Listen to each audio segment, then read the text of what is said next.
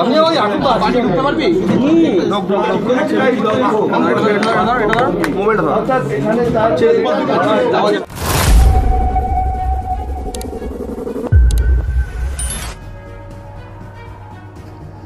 আনুষ্ঠানিকভাবে ঘোষণা করলে তিনি বিজেপিতে যোগদান করছেন এবং তার সঙ্গে বড় মাপের এক নেতাও আজকে জয়েন করবে বলে তিনি জানান।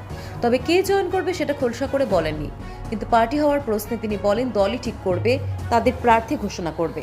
দিল্লির নেতারা কি করে এবং দিল্লির রাজ্যের নেতারা আজ দুটোর আগে পরে মেসেজ দেবে, তবেই তিনি আনুষ্ঠানিকভাবে যোগ দেবেন, এমনটাই তার মজদুর বাসভবন থেকে জানালেন।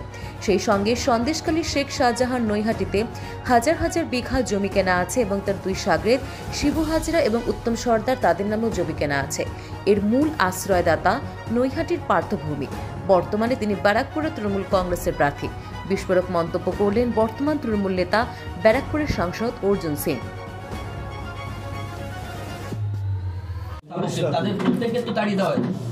আমি তো কালকে এই কথাটা বলেছি, বড় মার যারা পুরনো ট্রাস্টি আছেন তাদের কি অবস্থা আছে তারাই বলতে পারবেন।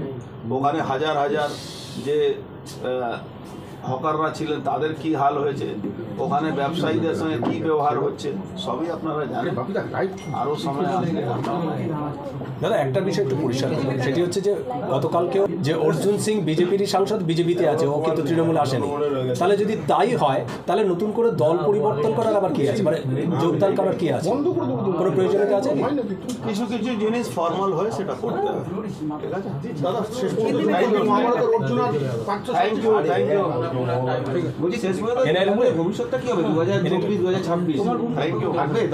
RP TV news Bangla.